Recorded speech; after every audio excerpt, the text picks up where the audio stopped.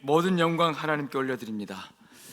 오늘 이렇게 귀한 자리를 마련해 주신 첫째는 하나님께 감사드리고, 또 우리 당회장 목사님, 우리 김 목사님 진심으로 감사드리고, 또 우리 오광춘 장로님 총회 활동 함께하면서 늘 존경하던 우리 장로님이신데, 또 이 당회에서 또 허락해 주셔서 진심으로 감사드립니다.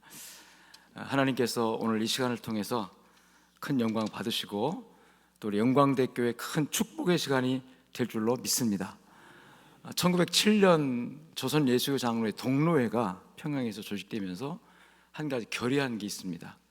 모든 장로교회는 선교회이고, 그리고 모든 장로교회는 평생 선교회 회원이다. 할렐루야. 그러니까 우리 대한예수교 장로교회는 교단이면서 선교회입니다. 주의 복음을 땅끝까지 전하게 하기 위해서 세우신 선교회, 이걸 우리 교단이 세워지기 전 단독 노회가 설립됐을 때 최초로 결의했습니다. 그 결의에 의해서 첫 번째 선교사로 제주도에 이기풍 선교사님을 보내서 우리 교단은 선교로 시작한 교단입니다. 할렐루야. 주님께서 땅끝까지 복음을 전하라, 이 명령을 하셨는데, 이 명령을 받들기 위해서 오늘 우리 교단이 존재하고 전국에 12,000 교회가 존재합니다. 그래서 장로교회는 선교하는 선교회이다. 그리고 그 장로교회 다니는 모든 성도는 평생 선교회 회원이다. 이런 사명감이 우리 영광대 교회에도 그대로 그때부터 지금까지 뿌리 내려져 오고 있고, 이 교회가 또 선교사님에 의해서 세워진 교회로서 선교 정신이 지금도 살아있는 줄로 믿습니다. 우리 GMS 총회가 이제 또 9월 달에 임기가 시작을 했는데요, 첫 번째 순회헌신 예배로 우리 목사님께 초청해 주셨어요. 또 우리 당회에서 초청해 주셔서 우리 GMS 만만만 선교운동 첫 번째 순회 예배를 이렇게 드리게 돼서 너무너무 감사드리고, 첫 번째가 된 것 축하합니다. 첫째에게 주신 축복이 있습니다. 장적인 축복이 있는데 그 축복을 누리실 줄로 믿습니다. 요한복음 19장에 보면 예수님께서 마지막 사역에 관해서 그 결론이 뭐냐면, 십자가상에서 내가 다 이뤘다예요. 할렐루야. 성공했다는 뜻이거든요. 내가 다 이뤘다. 이 땅에 오신 목적, 하나님의 보내신 사명, 그 사명을 받아가지고 우리 주님께서 육신을 입으시고 이 땅에 오셔서 모든 과정 다 담당하시고 십자가에서 못 박혀 죽으시면서, 따라합시다, 내가 다 이루었다. 이 말을 좀 여러분 쉽게 알아듣게 말하면 내가 성공했다 뜻이거든요. 성공. 십자가에 죽으신 것을 성공으로 주님은 인식하셨습니다. 우리는 그러면 성공이야, 죽었는데 무슨 성공이야 할지 모르지만, 우리 주님의 성공은 하나님의 뜻이 이루어지는 게 성공이에요. 하나님께서 인류를 구원하기 위해서, 저와 여러분을 구원하기 위해서 독생자를 이 땅에 보내시고, 독생자의 십자가의 죽음을 통해서, 그 죽음을 통해서 우리의 모든 죄를 속량하시고 우리가 구원의 길이 열렸지 않습니까? 그래서 하나님께서 오실 때 이게 그 목적이 이루어진 거예요. 예수님께서 겟세마네 동산에서 나 못합니다 고민하셨잖아요. 이 잔을 내가 마실 수 솔직히 말하면 인간적으로 없습니다, 그 말 아닙니까? 그러나 내 원대로 마시고 아버지의 뜻대로 하시옵소서. 우리 예수님은 아버지의 뜻에 모든 것을 집중했고 아버지의 뜻을 이루는 것을 성공이라고 봤습니다. 사람의 관점에서 볼 때는 실패로 보였을지 모르지만, 그 당시 이 제사장들과 유대인들과 저 로마 사람들은 십자가에 처형되는 거 실패로 여러분 치부하고, 예수를 십자가에 못 박아 죽인 것을 자기들의 성공으로 알고, 또 십자가에 못 박는 일에 이 모르게 알게 작용하고 역사했던 사탄의 세력은 예수를 십자가에 못 박아 죽인 것을 성공이라고 자축했지만, 예수님은 여러분 그들의 모두의 그 성공이라고 하는 생각을 뒤집었고 내가 성공이다, 그걸 선포하신 거예요. 적어도 우리는요, 세상이 바라보는 성공이 아니라, 세상이 말하는 성공이 아니라, 적어도 하나님이 인정하는, 하나님이 인정해 줄 수 있는 성공을 해야 됩니다. 그러기 위해서는 그 전제 조건이 있습니다. 승리를 해야 성공합니다. 사탄과의 싸움에서 승리해야 성공이 되는 거예요. 근데 우리는 사탄과의 싸움에서 그냥 날마다 지면서 사탄에게 모든 걸 다 내어주면서 성공을 바라고 있는데요, 그런 성공은 성공인 것 같지만 결국은 성공이 아니고 실패입니다. 만일에 예수님께서 겟세마네 동산에 자기를 잡으러 온 로마 군인들, 대장의 종들, 그 군인들을 말씀하신 대로 내가 12군단 더 되는 천군 천사를 명하여 이 무리들을 멸할 수 없을 줄 아느냐, 그리한다면 이 일이 있으리라 한 하나님의 말씀이 어떻게 응하겠느냐. 그러시면 주님은 거기서 승리를 하지 않았어요. 거기서 주님 말씀만 받으면 불을 내려서라도 그 원수들 다 진멸하고 주님 당당하게 승리할 수 있었습니다. 그런데 주님은 아무 말씀 안 하시고 잡혀가셨어요. 끌려가셨어요. 그리고 십자가에 못 박혀 죽습니다. 그게 무슨 성공이냐고 사람들이 말할지 모르지만 적어도 하나님이 볼 때, 적어도 예수님 자신이 볼 때 예수님은 하나님의 뜻이 이루어지는 것이 성공이다. 할렐루야. 실패가 들지라도, 실패같이 보일지라도 하나님 뜻이 이루어지는 게 성공이다 라는 우리 주님의 철학이 있었어요. 그리고 그 성공을 이루기 위해서 뚜벅뚜벅 죽는 길을 가신 겁니다. 하나님 일할 점 내려가신 겁니다. 썩어진 것입니다. 십자가에 올라가신 겁니다. 온갖 멸시, 천대, 비난 다 감수하시면서 한마디도 대꾸하고 변명하고 한마디도 사람들에게 돌려주지 않고 다 감내하면서 여러분 십자가상에서 마지막 운명하시기 직전에 내가 다 이루었다 하시고 운명하시니라.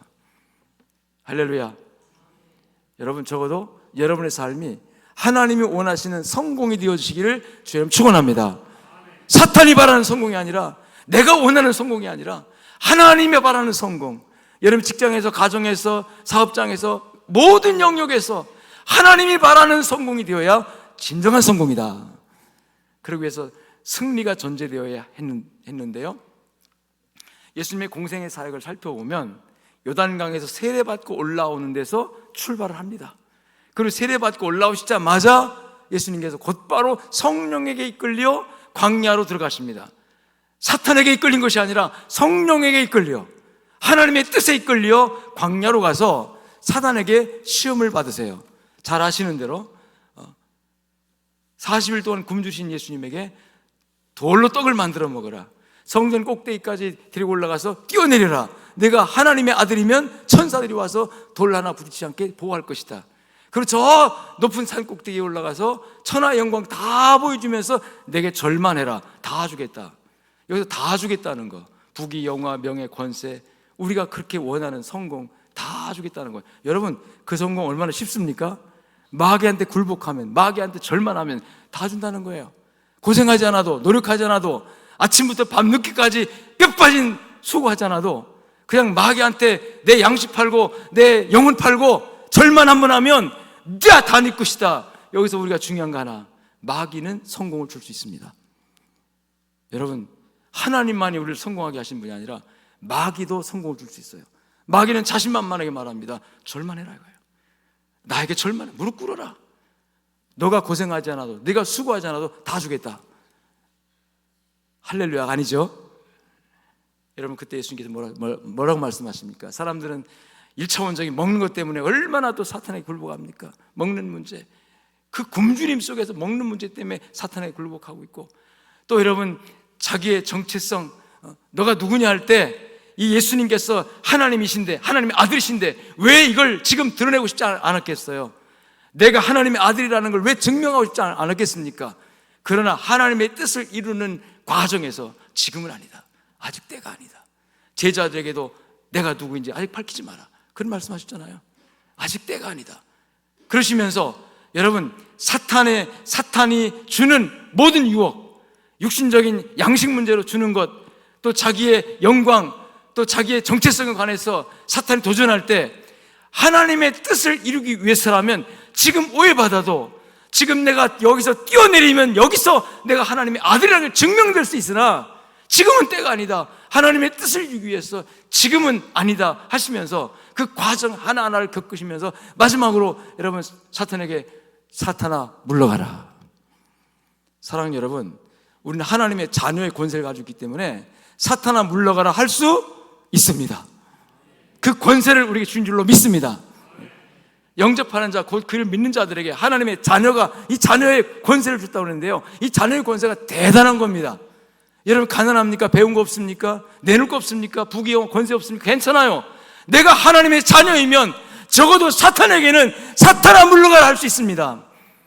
아버지 영을 받았으니까. 할렐루야. 사탄이 떠나갑니다. 그리고 예수님은 뚜벅뚜벅 자기 길을 갑니다. 성공의 길을 간 것 같은데 아니요, 예수님의 관점은 성공의 길이 아니라 하나님의 뜻을 이루는 길입니다. 하나님의 뜻을 이루는 길을 뚜벅뚜벅 갑니다. 그게 십자가 길이었습니다.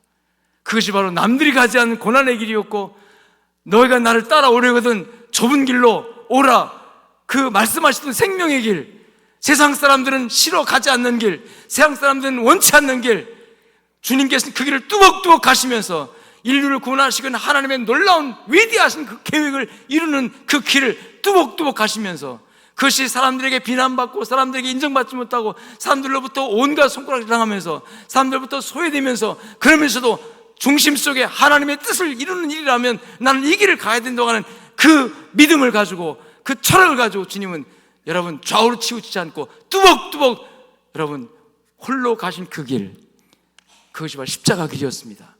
그리고 십자가 위에서 내가 다 이뤘다 하심으로 인하여 예수님은 성공자가 되셨습니다. 그 성공자가 되기를 주님은 우리들에게 원하시고 있는 거예요. 우리는 어떻게 하면 그 성공을 할 수 있을까? 어떻게 하면 하나님 뜻을 이루는 삶을 살고, 어떻게 하면 하나님을 영화롭게 하고 하나님 뜻을 이루고 성공하는 삶을 살 수 있을까? 세례받고 올라오시는 그 장면 속에서 하나님께서 오늘 우리들에게 주신 놀라운 하나님의 권면의 말씀이 있습니다. 너희도 성공할 수 있다. 너희도 승리할 수 있다. 우리는 약하고 한없이 부족하지만 하나님께서 세례받은 사건, 이 세례 사건이 왜 중요하냐면 예수님의 사생애와 공생애 중간에 끼어있는 이야기입니다. 여러분, 예수님은 세례받을 이유가 없는 분이에요.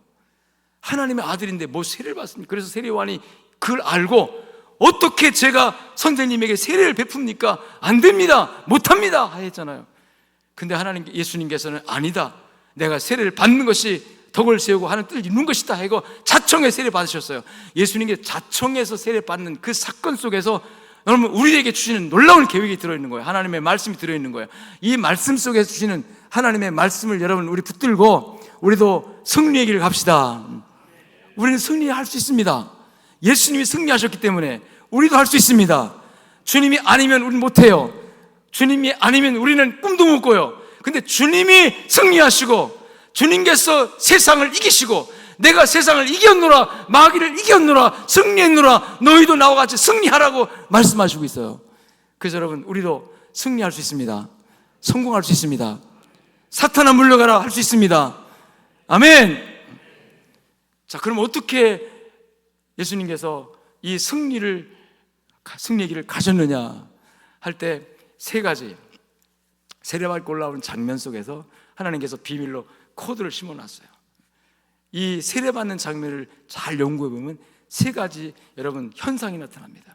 첫 번째 현상이 뭐냐면 오늘 본문에서 읽은 말씀처럼 세례받고 물에서 올라오실 때 따라합시다. 하늘이 열리고 하늘이 열렸습니다. 여러분, 여러분의 삶 속에 우리 영광대 교회 위에 하늘이 열려지기를 주의 이름으로 축원합니다. 사람이 세상에 살면서 아무리 몸부림치고 애써봐도 하늘이 닫히면 그걸 뭐라고 하냐면 헛수고한다고 그래요. 하늘이 닫힌 상태에서 베드로는 열심히 밤새도록 그물을 던졌어요. 밤이 맞도록 수고하였으나 얻은 것이 없지만은, 이 말이 뭡니까? 밤새도록 고생했지만 얻은 것이 없다? 헛수고했다. 수고는 했는데 얻은 것이 없다. 헛수고라는 거예요. 혹시 여러분 열심히 헛수고하고 계시는 분들 있습니까? 열심히 수고는 많이 했어요. 근데 열매가 있어야 되는데 열매가 다 날아가 버렸어요. 헛수고하는 인생 안 되기를 주님 축원합니다. 하늘이 열려야 돼요. 예수님께서 세례받고 올라오실 때 하늘이 열리고, 이 특히 초자연적인 현상이거든요. 하늘이 열리고 성경은 분명히 그렇게 말합니다. 하늘이 열리고. 그런데 이 하늘에는 성경에 보니까 아름다운 보고가 뭡니까? 보물창고라는 뜻이잖아요. 하늘에는 아름다운 보고가 있다라고 말씀을 합니다. 신명기 28장 10절에 보니까 여호와께서 너를 위하여 하늘의 아름다운 보고를 여사. 하늘의 아름다운 보고를 어떻게 한다고요?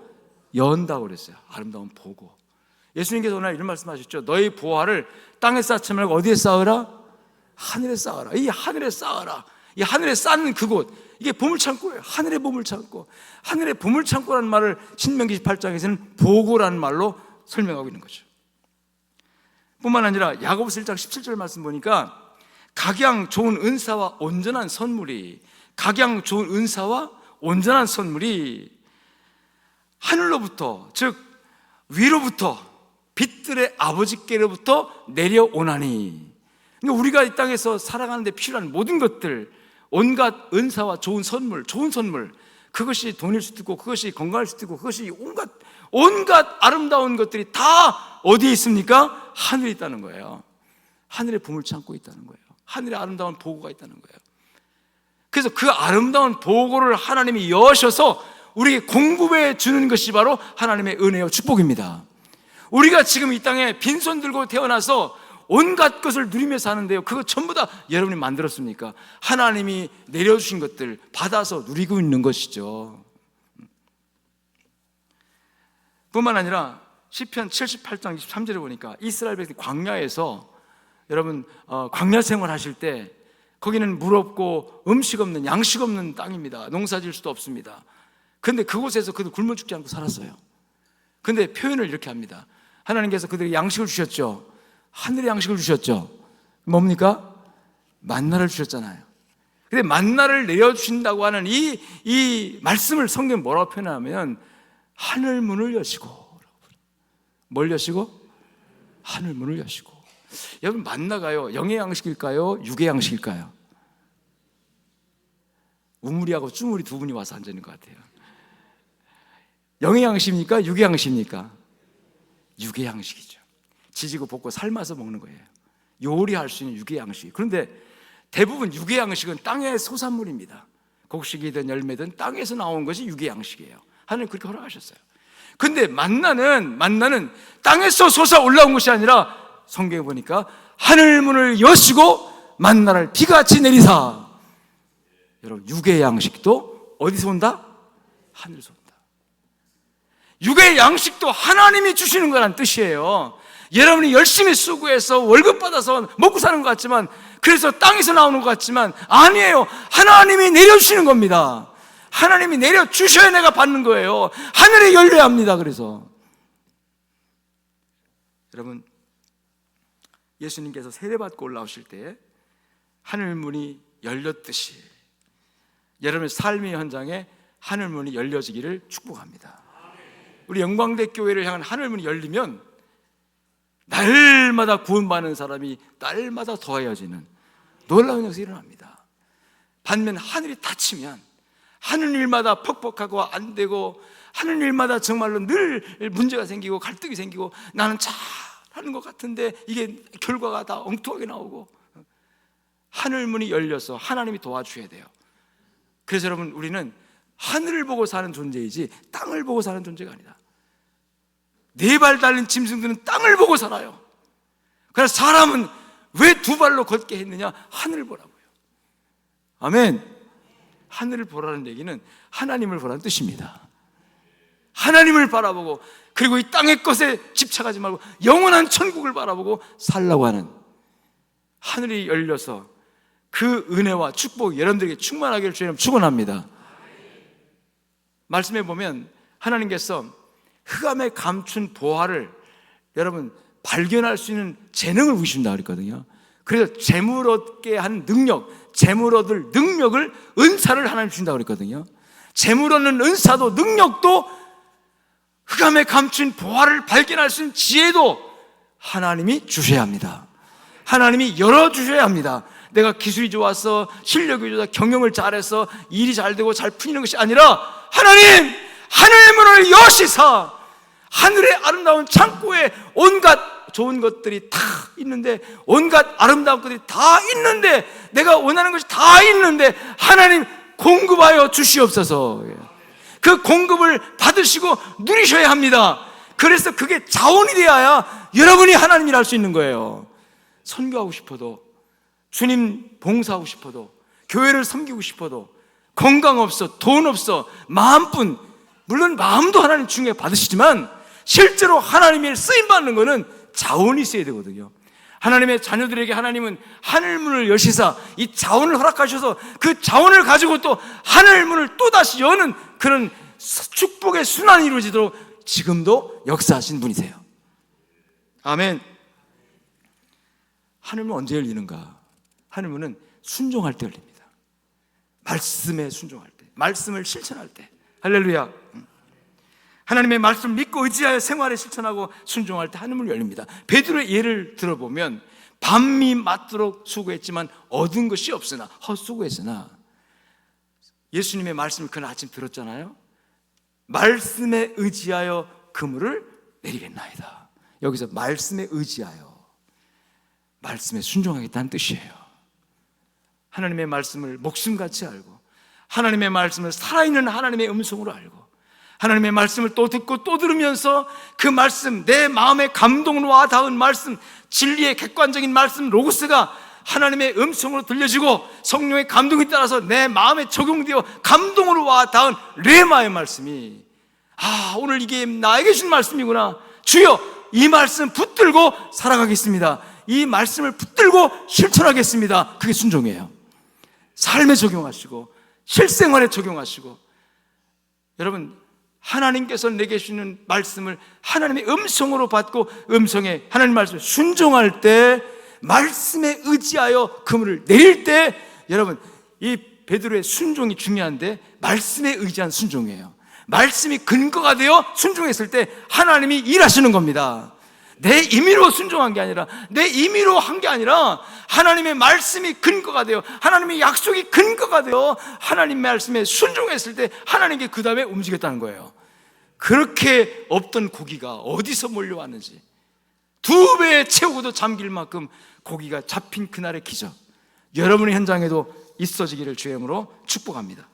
뿐만 아니라 부르짖는 기도 속에 하늘문이 열립니다. 에레미야 33, 3절 잘 아시잖아요. 너는 내게 부르짖으라. 내가 내게 응답하겠고 내가 알지 못한 크고 은밀한 것을 보이리라. 크고 은밀한 보이는 게 기적 아닙니까? 근데 그게 어떻게 일어난다고요? 부르짖는 기도예요. 부르짖는 기도, 간절한 마음으로 중심을 다해서 하늘의 하나님 앞에 자기 심령을 다 쏟아내서 부르짖고 또 부르짖는 기도예요. 그 부르짖는 기도 속에 하나님 임재하시고 역사하실 줄로 믿습니다. 간절한 기도예요.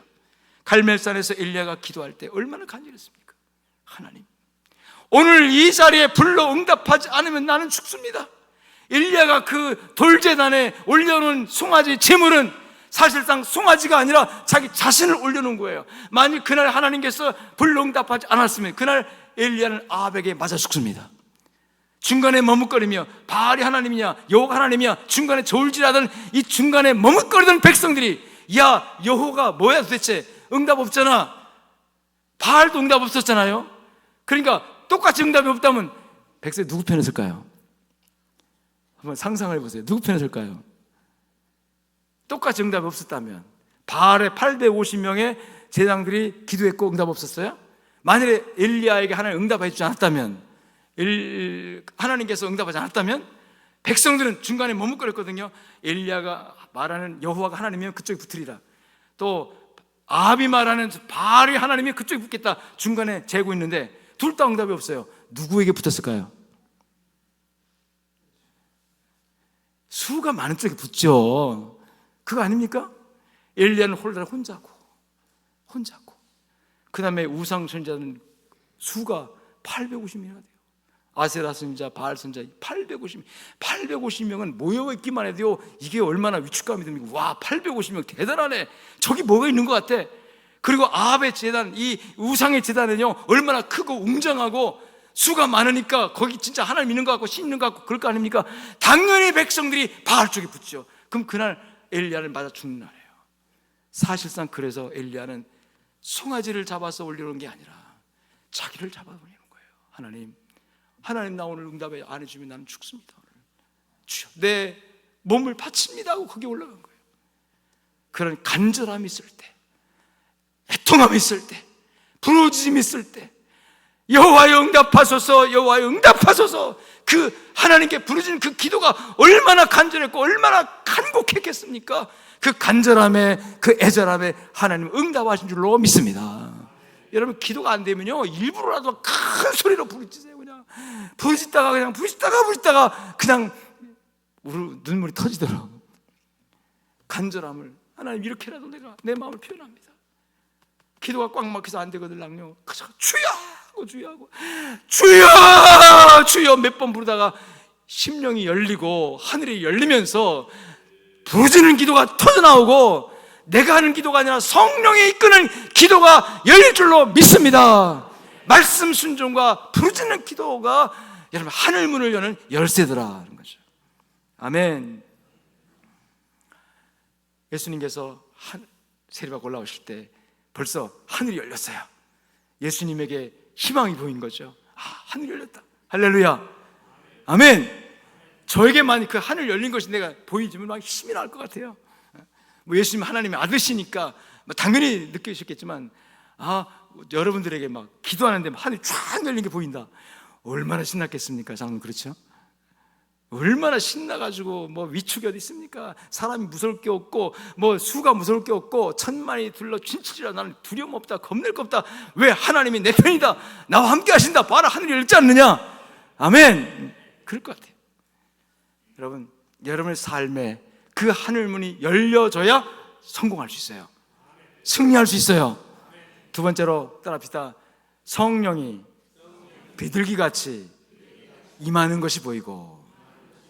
아니 예수님은 보혜사 성령 자체입니다. 그렇기 때문에 성령이 오신 거예요. 예수님은 육체를 입고 오셨지만 근데 무슨 또 성령이 오십니까?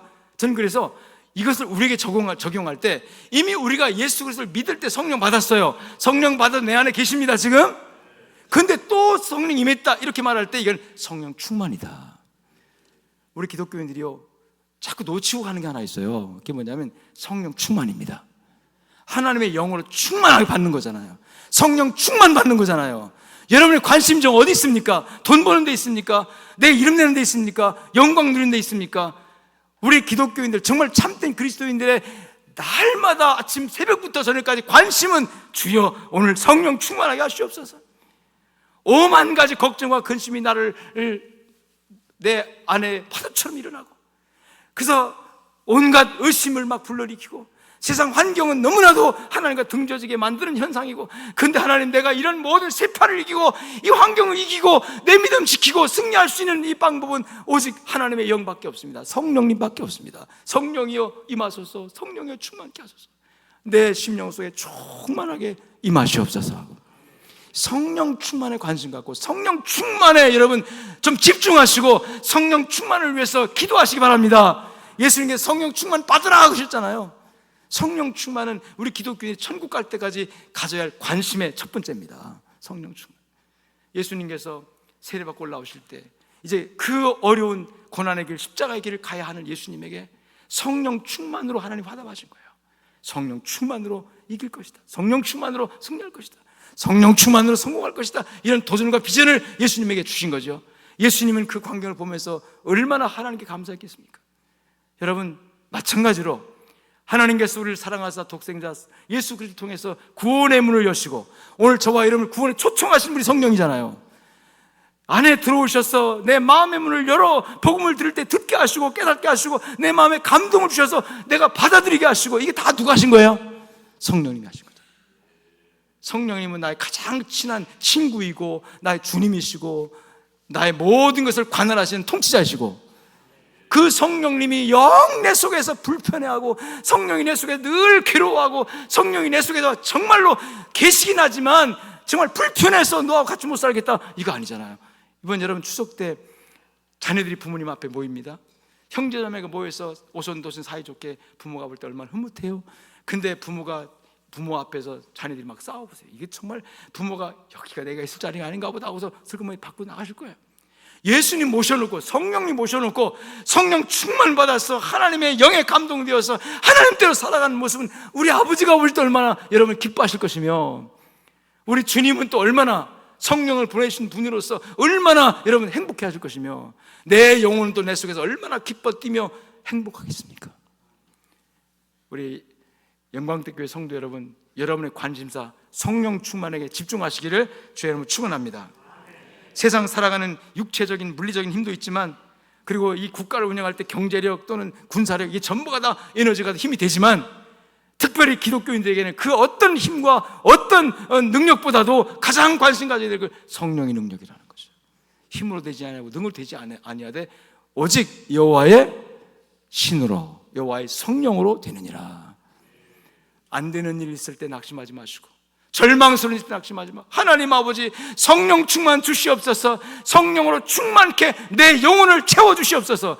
여러분, 성령 충만 받으면, 성령의 능력이 내 속에서 폭발하면요, 여러분 잠재력이 개발되고 없던 힘이 막 나오고 없던 건강이 막 나오고, 성령은 내 안에서 나를 살아나게 생명을 돋아주고 활기를 채워주는 놀라운 영적인 은사입니다.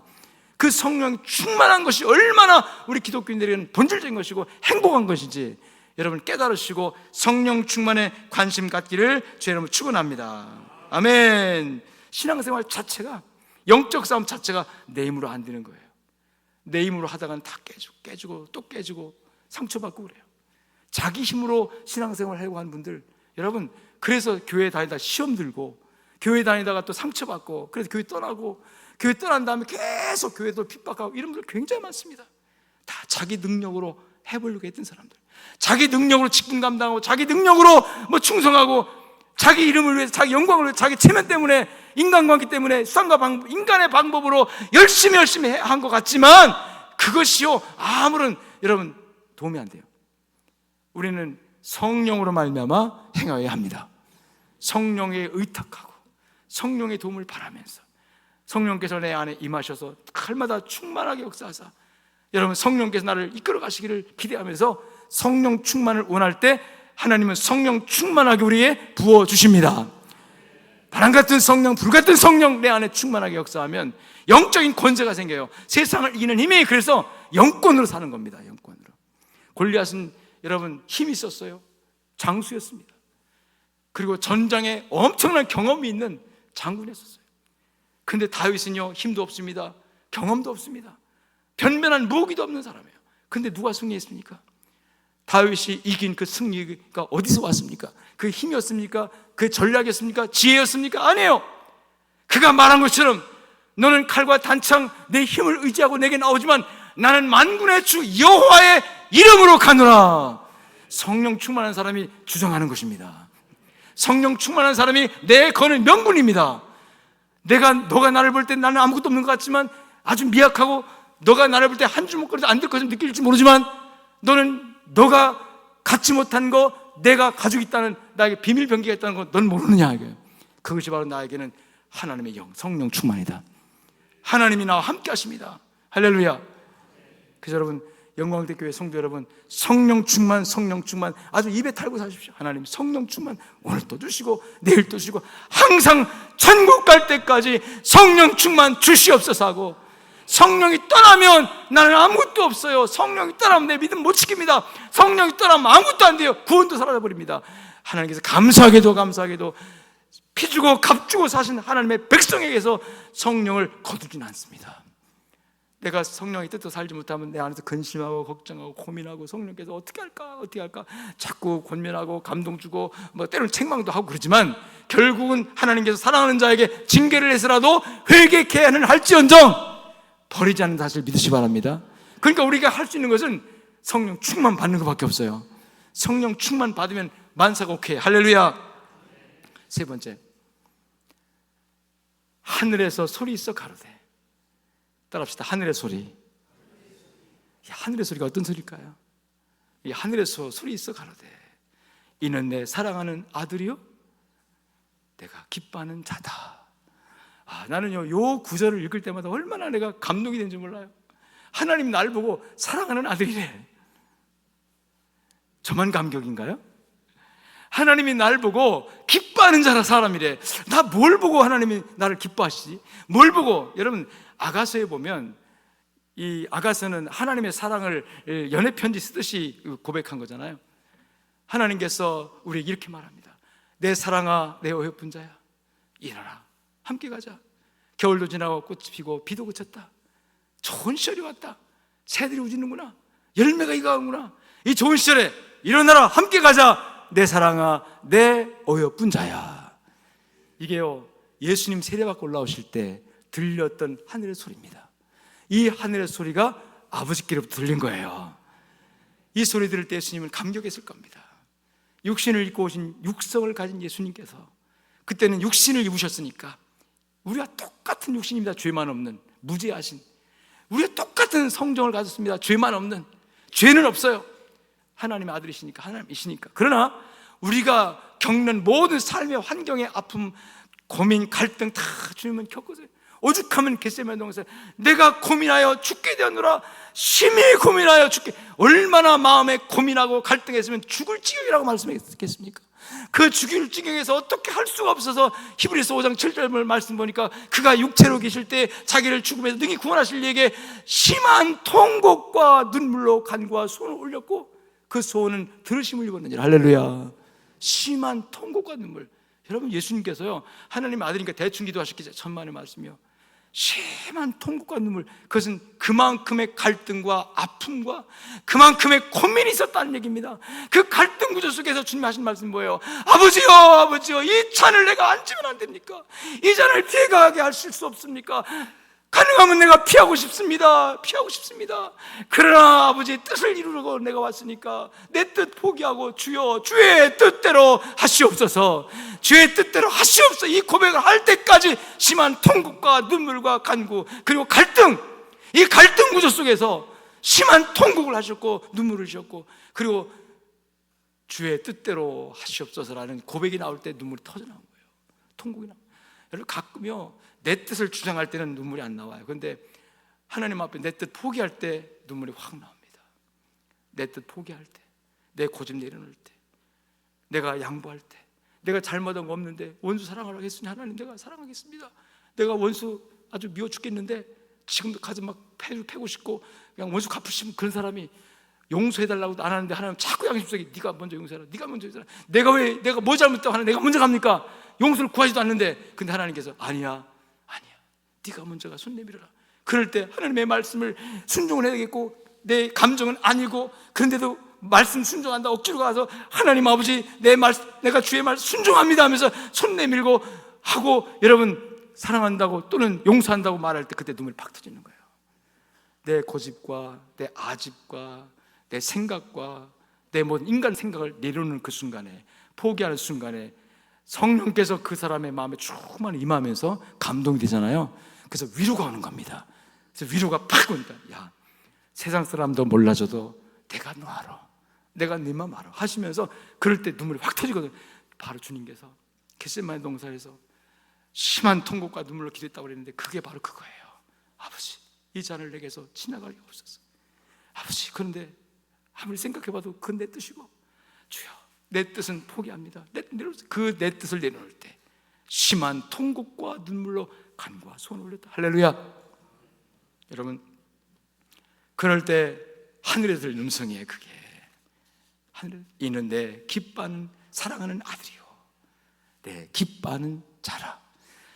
이 말씀이 여러분 평생 여러분에게도 들려지기를 축원합니다. 이 말씀이 있는 사람은요 지치지 않습니다. 이 말씀을 늘 들을 수 있는 사람은요, 여러분 어떤 경우에라도 환경에 구애받지 않습니다. 어떤 상황 속에서라도 절대로 세상에 굴하지 않습니다. 왜? 하나님이 나를 아는데, 하나님이 나를 사랑하는 아들이라고 인정해 주셨는데, 하나님 나를 인정하는데 너가 나 인정 안 하면 어때? 너가 나를 왕따시키면 어때? 너가 나를 소외시키면 어때? 하나님은 내 편이고 하나님은 나를 인정하고 하나님의 사랑받는 아들인데 내가, 그리고 하나님 늘 그 말씀을 그 사람 심령 속에 주시니까 여러분 세상 사는 에너지가 거기 생겨요. 예수님께서 가끔 한적한 곳에 가셨잖아요. 아마 사역에 지치고 힘들 때, 피곤할 때 휴일로도 가셨겠지만 한적한 곳에 가셔서 뭐 하셨을까요? 겟세마네 동산에 기도하신 것처럼 주님께서는 한정한 곳에 가서 하나님과 독대하면서 하나님과 대화하실 때 이 음성 늘 들었을 거예요. 사랑하는 아들아, 힘들지? 사랑하는 아들아, 너는 내 아들이야. 너는 내가 기뻐하는 자야. 내 사랑아, 내 예쁜 자야. 이 소리 들을 때 주님은 다시 용기를 얻었고 힘을 얻었고, 갈등, 육신을 입은지라 갈등이 왜 없었겠습니까? 아프고 피곤하고 지치고, 또 제자들과의 갈등, 여러분 이 제자들이 얼마나 또 갈등을 많이 싸우고 그렇습니까? 주님의 마음과 전혀 아닌 서로 자리다툼하고 이럴 때마다 주님 얼마나 속이 터졌겠나요? 그럴 때마다 하나님 어떻게 이 문제를 해결했습니까? 할 때마다 하나님께 물을 때마다 하나님께서 내 사랑아, 내 예쁜 자야. 바로 세례받고 올라오실 때 들렸던 하늘의 음성, 하늘의 소리 있어 가로되, 이 하늘의 소리가 우리 성도 여러분들에게 늘 멈추지 않고 들려야 합니다. 정말 힘들고 어려울 때, 지칠 때, 정말 그만하고 싶을 때, 포기하고 싶을 때, 내 사랑아, 내 예쁜 자야. 너는 내가 피주고 값주고 산 내 아들이야, 내 딸이야. 너는 내 종이야. 힘들지? 걱정하지 마. 함께 할게, 도와줄게. 힘내라, 용기를 내라. 이게 하늘의 소리예요. 이 소리가 꾸준히 들려야 우리가 삽니다. 이 소리가 안 들리면 불행해요. 이 소리 들리시는 여러분들이 축원합니다. 하늘의 소리. 이런 여러분 하늘의 소리를 듣고 주님 출발한 거예요. 그 다음에 이 세례의 장소에 올라올 때 이 세 가지 현상이 딱 나타나고, 주님께서 그것을 경험한 다음에 이 하늘의 소리를 들은 다음에, 여러분 그 다음에 성령에게 이끌려 광야로 들어갔고, 그 광야에 가서 사탄에게 시험을 받고요. 사탄에게 시험 받고, 그리고 그 에너지를 가지고 사탄을 보기 좋게 물리쳐버리고, 그 첫 단추가 사탄아 물러가라, 이 첫 단추가 결국 십자가상에서 내가 다 이뤘다 하실 수 있는 놀라운 에너지가 된 줄로 믿습니다.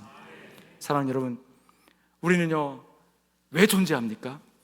하나님의 목적을 이루기 위해서 존재합니다.